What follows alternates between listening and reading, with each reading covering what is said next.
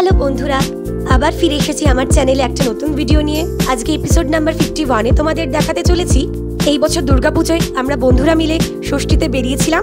ঠাকুর দেখার পাশাপাশি প্রচুর মজা করেছি, সেটাই আজকের ভিডিওতে তোমাদের দেখাতে চলেছি। আমি বলবো তোমরা ভিডিওটা শেষ পর্যন্ত দেখতে থাকো, তবেই কিন্তু পুরো মজাটা পাবে। তো আর বেশি না দেরি করে চলো আজকের ভিডিওটা শুরু করে ফেলি। আজকের ভিডিওতে তোমাদের দেখাবো বিধাননগরের তথা উল্টোডাঙার বেশ কয়েকটা পুজো মণ্ডপ।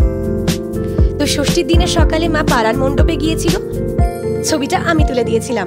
বিকেলে আমার বন্ধুদের সাথে প্ল্যান ছিল ঠাকুর দেখার, তো আমি বেরিয়ে পড়লাম। চলো এবার সুরিবাগান সার্বজনীনের পুজো প্যান্ডেলটা দেখে নি। এই বছরের থিম ছিল যামিনীতে বসন্ত। বসন্ত জানা ও যামিনী রায়ের সম্পর্ক ছিল দীর্ঘ 23 বছরের। যামিনী রায় ছিলেন পদ্মভূষণ প্রাপ্ত চিত্রশিল্পী, বসন্ত জানাও একজন চিত্রশিল্পী ছিলেন, কিন্তু তারা তো নাম ডাক ছিল না। তাদের 23 বছরের সম্পর্কে যামিনী রায় ও তার পরিবার বসন্তবাবুকে প্রায় 400-রও বেশি চিঠি লিখেছেন। এই চিঠির আদান প্রদান নিশ্চয়ই দুদিক থেকেই ছিল, কিন্তু আজ অব্দি বসন্তবাবুর লেখা চিঠিগুলোর কোনো হদিশ মেলেনি, না পাওয়া গেছে তার আঁকা ছবিগুলো। অপরপক্ষে যামিনী দেবীর প্রত্যেকটি চিঠি বসন্তবাবু একদম সযত্নে গুছিয়ে রেখেছেন নিজের কাছে। তাদের সম্পর্কের আদলেই তৈরি করা হয়েছে গোটা পুজো মণ্ডপটি, আর গোটা পুজো প্যান্ডেলটাই যামিনী দেবীর আঁকা ছবিগুলো দিয়ে সাজানো ছিল। ঢুকে প্রথমেই ছিল সত্যিকারের পদ্ম গাছ। মায়ের মুখটা দেখে সত্যিই মনটা ভরে গেল।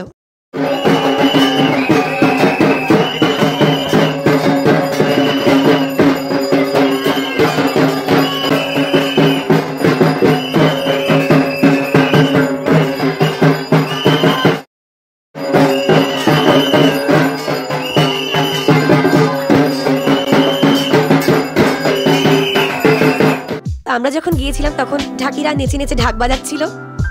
এই জিনিসটা প্রবাসী বাঙালিরা খুব মিস করে থাকেন। তো যারা তোমরা কলকাতায় এবার এসে ঠাকুর দেখতে পারোনি, তাদের আমার ভিডিও খুব ভালো লাগবে। আমি মানছি দুর্গাপুজো অনেকটা পেরিয়ে গেছে, আবার ফিরে যেতে পারো চাইলে এখনই আমার ভিডিও দেখে। উল্টোডাঙার অলিগলিতে ছোট ছোট প্রচুর প্যান্ডেল রয়েছে, সেরকমই একটা প্যান্ডেলে আমরা গিয়েছিলাম। মণ্ডপ থেকে বেরিয়ে আমরা বন্ধুরা মিলে ফটোগ্রাফি শুরু করে দিলাম। এখানে আমার পাগলামির কিছু প্রমাণ দিলাম। বেশ মজা হচ্ছিল। অনেকদিন পর বন্ধুদের সঙ্গে দেখা হলো। এই ভিডিও তৈরি করার মাধ্যমে মুহূর্তগুলোকে আমি আবার খুঁজে পেলাম। এবার বিধাননগরের তথা উল্টোডাঙার অন্যান্য পুজো মণ্ডপে তোমাদের নিয়ে যাই। তেলেঙ্গাবাগান সার্বজনীনের দুর্গাপুজো চলো তোমরা দেখে নাও। এই প্যান্ডেলটা খুব কালারফুল। সরুগুলিতে প্রায় 500 মিটার গিয়ে অনেকটা ছড়ানো জায়গার মধ্যেই রয়েছে তেলেঙ্গাবাগানের পুজো মণ্ডপ। এই বছর ওদের থিম ছিল প্রান্তজনের আত্মকথা। মনটা একদম ভালো করে দেবে তোমাদের। প্রচুর প্রচুর কাগজ ইউজ করা হয়েছে। কতটা কালারফুল দেখছো প্যান্ডেলটা। এইবারের থিমের মানে হলো গ্রামের মহিলারা যে উদয়াস্ত পরিশ্রম করে থাকে তারই নমুনা দেওয়া হয়েছে। আর টুসু উৎসবের আদলে তৈরি করা হয়েছে মণ্ডপটি। মণ্ডপে ইউজ করা হয়েছে কয়েকশো বানানো ঠোঙা। টুসু উৎসব গ্রামে পালন করা হয়, পালন করে কুমারী মেয়েরা। এই উৎসব চলে পুরো 1 মাস ধরে। এই 1 মাসে গ্রামের মেয়েরা খুব আনন্দ করে, আর এই উৎসবকে ঘিরে মেলার পরিবেশ সৃষ্টি হয়। গ্রামের মেয়েরা তাতে খুব আনন্দ করে, খুব হুল্লোড় করে।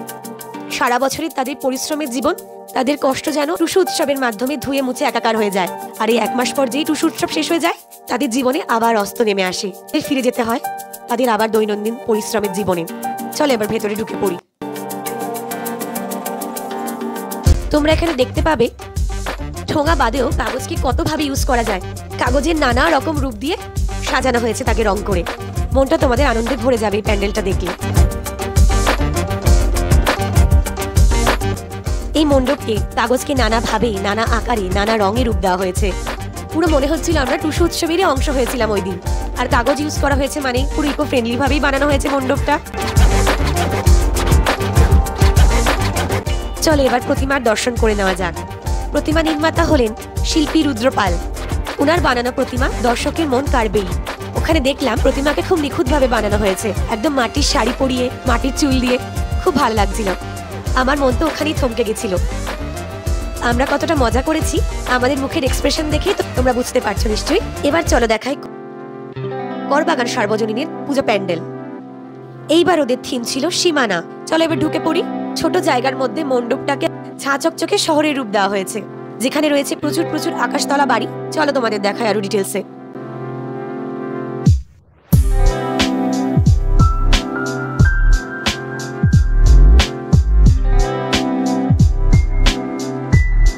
এখানের মণ্ডপে দেখানো হয়েছে শহরের ব্যস্ত জীবনযাপনের মধ্যে মানব জীবন চলছে তীব্র গতিতে। তাদের ভালো ভালো মুহূর্তগুলো ঝড়ের বেগে চলে যাচ্ছে, জীবৎকাল শেষ হয়ে যাচ্ছে নিমেষেই। আর তার সাথে দেখানো হয়েছে গাছ কেটে শহর গড়ে তোলা হচ্ছে, প্রচুর প্রচুর আকাশতলা বাড়ি বানানো হচ্ছে, ভারসাম্য হারাচ্ছে পৃথিবী, মানব জাতির শেষ মানুষজন নিজেই ডেকে আনছে। দেখে নাও এবার করবাগানের প্রতিমাকেও শিল্পীরা ওদের থিমের অংশ বানিয়েছে। দুর্গামা বলছেন মানব জাতিকে, তোমরা গাছ কেটো না, বরং আরো গাছ লাগাও, তবেই বাঁচবে মানব জাতি, তবেই বাঁচবে আমাদের পৃথিবী।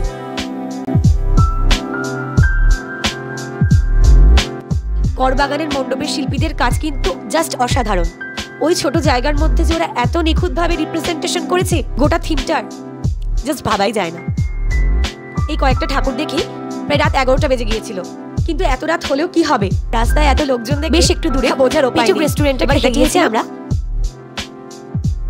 তো বন্ধুরা, আজকের ভিডিও তোমাদের কেমন লাগলো সোজা যে যার বাড়ি অবশ্যই কমেন্টে জানাবে। তাহলে একদম আমার কাজগুলো যদি তোমাদের খুব ভালো লাগে,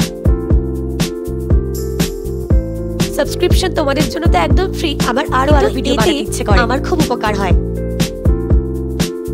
টিল দেন খুব তাড়াতাড়ি আসছি আরো অন্যান্য ভিডিও নিয়ে। প্রায় 80খানা ভিডিও আছে আমার চ্যানেলে, অন্যান্য ভিডিওগুলো দেখতে থাকো। তোমাদের যখন অনেকটা ফ্রি টাইম, তোমরা প্লেলিস্ট ওয়াইজ দেখো, সময় করে তোমরা অবশ্যই দেখো। আর হ্যাঁ, আমার ভিডিও করলে তোমাদের ভালোদের সাথে শেয়ার করতে ভুলো না যেন। আমাকে তোমরা ফেসবুক, ইনস্টাগ্রামে ফলো করতে পারো। যে বন্ধুরা আমাদের চ্যানেলকে অলরেডি সাবস্ক্রাইব করেছে, ডেসক্রিপশন বক্সে দেওয়া রয়েছে।